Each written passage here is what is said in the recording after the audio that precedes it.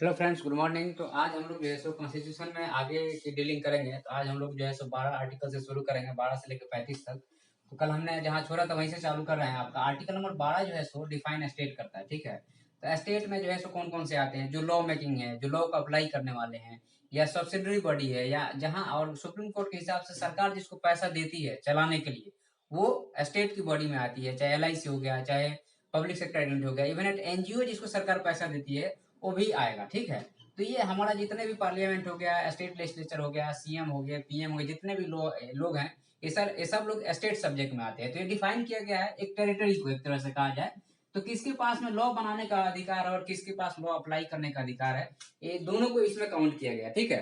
तो इस चीज को हमें ध्यान रखना है कि स्टेट का मीनिंग क्या होता है, ठीक है। स्टेट का मीनिंग क्लियर हो जाए उसके बाद हमें ध्यान रखना है इसमें नेक्स्ट चीज आपका कि जो है सो राइट टू इक्वालिटी। अच्छा, तीसरा 13वां लॉ कहता है, आर्टिकल नंबर 13 कहता है define law in consistence with the derogation of the fundamental right. तो अब लॉ जो है सो अगर फंडामेंटल राइट के साथ, कल काफी इस पे बहस हुई थी हमारी, काफी हम समझाए भी थे आपको कि जो लॉ होता है, अगर नहीं समझ में आ रहा है तो आप पिछली वाली वीडियो जरूर देखें। तो जो लॉ है, जो पार्लियामेंट बना रही है, स्टेट लेजिस्लेचर बना रही है, या फिर कोई और बॉडी बनाई है, एग्जीक्यूटिव बॉडी बनाई है, अगर वो फंडामेंटल राइट के साथ मैच नहीं करता है तो वह लॉ नहीं रह जाएगा, वो खत्म हो जाएगा, लेकिन फंडामेंटल राइट रहेगा। क्यों? क्योंकि फंडामेंटल राइट जो है basic features of the constitution of India है। अकॉर्डिंग टू बेसिक फीचर कब आया? केशवानंद भारती केस 1973 में, ठीक है। तो वहां से जो है सो बेसिक फीचर्स है, मतलब इसको पार्लियामेंट टेक अवे एवरेज नहीं कर सकती है, ये इंपॉर्टेंट पॉइंट है, ठीक है। तो अब आर्टिकल नंबर 14 की हम बात करते हैं, राइट टू इक्वालिटी। एक बहुत ही इंपॉर्टेंट आर्टिकल है, इसमें दो पार्ट है। पहला है इक्वालिटी बिफोर लॉ, ठीक है। दूसरा है इक्वल प्रोटेक्शन ऑफ लॉ। तो जो इक्वालिटी बिफोर लॉ है, ये ब्रिटिश ओरिजिन लॉ है।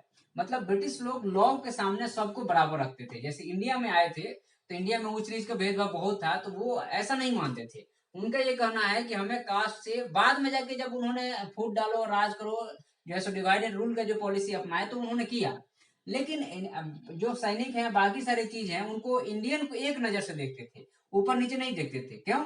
क्योंकि उनके यहाँ जो चलता है इक्वालिटी बिफोर लॉ, मतलब कि लॉ के सामने सब बराबर है, कोई ऊपर नहीं है, कोई नीचे नहीं है, ठीक है। और जो है सो दूसरा इसमें कंसेप्ट है कि इक्वल प्रोटेक्शन ऑफ लॉ, ये USA से लिया गया है। मतलब कि देखो, इक्वालिटी बिफोर लॉ और इक्वल प्रोटेक्शन ऑफ लॉ में क्या दिक्कत है?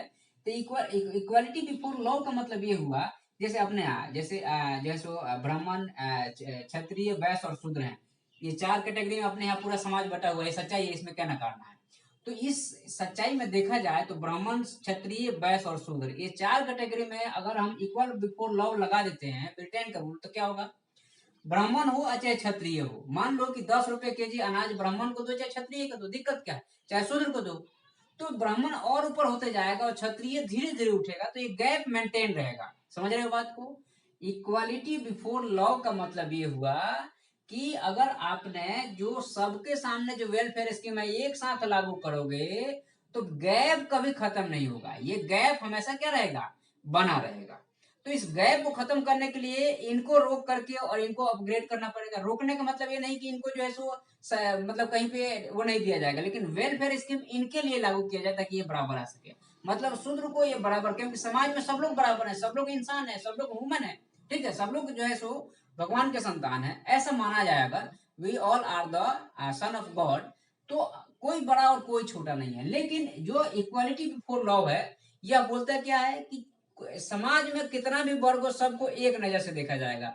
तो लॉ के नजर में सब लोग बराबर हैं। आपने मर्डर किया है तो आप भी वही लॉ लगेगा, हमने किया हमें वही लॉ लगेगा। लेकिन वेलफेयर स्कीम की जब बात आएगी, जो नीचे वाले उनको अपग्रेड करने की कोशिश की जाएगी।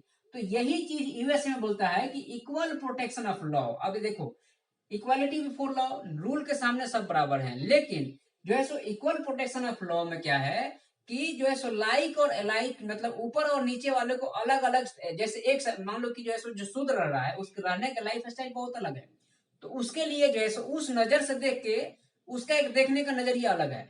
एक जो है अपर कास्ट का कोई बंदा है तो उसका रहने का नजरिया अलग है।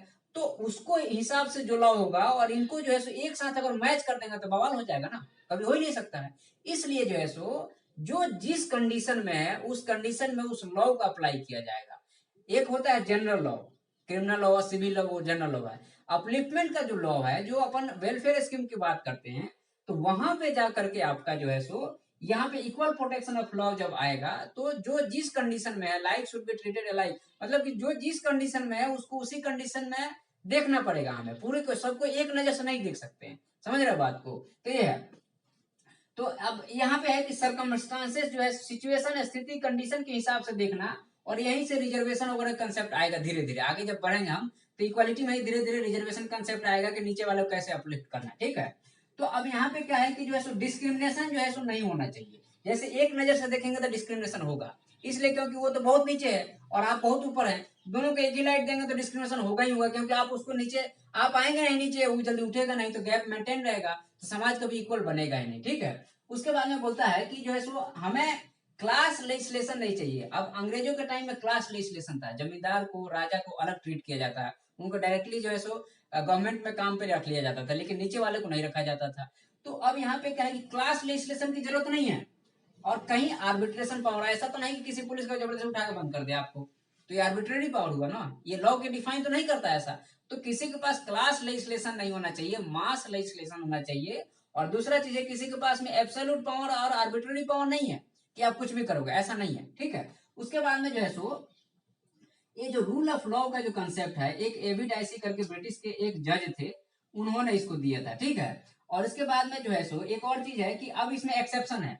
एक्सेप्शन क्या है कि जो आपके प्रेसिडेंट है, हम प्रेसिडेंट को पी से लिख देते हैं, उसके बाद जो गवर्नर है आपके, ठीक है, प्रेसिडेंट हो गए, गवर्नर हो गए, उसके बाद में एमपी हो गए, एमएलए हो गए, और एमएलसी हो गए, ठीक है, ये लोगों को प्रोटेक्शन दिया गया है। प्रेसिडेंट को आप किसी क्रिमिनल केस में डायरेक्टली बंद नहीं कर देंगे, गवर्नर को आप उठा के बंद नहीं कर देंगे, भले वो क्यों नहीं क्रिमिनल केस में हो, क्यों, क्योंकि उसको लॉ से प्रोटेक्ट किया गया है, ठीक है। तब तो वो जो है सो पार्लियामेंट का पार्ट है, या फिर जो है स्टेट लेजिस्लेचर का पार्ट है। अगर कोई भी विधानसभा या लोकसभा चल रहा है तो 40 दिन पहले से 40 दिन बाद तक कोई कोर्ट नहीं बुला सकता है उसको, ठीक है, आप अरेस्ट नहीं कर सकते, अरेस्ट के पहले आपको बताना पड़ेगा। तो ये जो है प्रिविलेज है जो प्रेसिडेंट को, आर्टिकल 361 361A, और जो है प्रिविलेज जो है सो प्रिविलेज दो टाइप का होता है, कलेक्टिव होता है, दूसरा इंडिविजुअल होता है। तो ये इंडिविजुअल प्रिविलेज है कि आपको जो है प्रोटेक्ट करके रखना है, क्योंकि आप जो है बहुत इंपॉर्टेंट पोस्ट पे है, तो इसका एक्सेप्शन बस यही है, ठीक है। उसके बाद में जो है ये बेसिक फीचर्स हम बता ही चुके हैं आपको, और इसमें जो है सो क्या है, तो इसमें इतना ही है, बाकी जो है सो आप अगर जो है बुक वगैरह पढ़ेंगे तो आपको और अच्छे से समझ में आ जाएगा, हमने बेसिक इन्फॉर्मेशन आपको दे दिया है इसमें।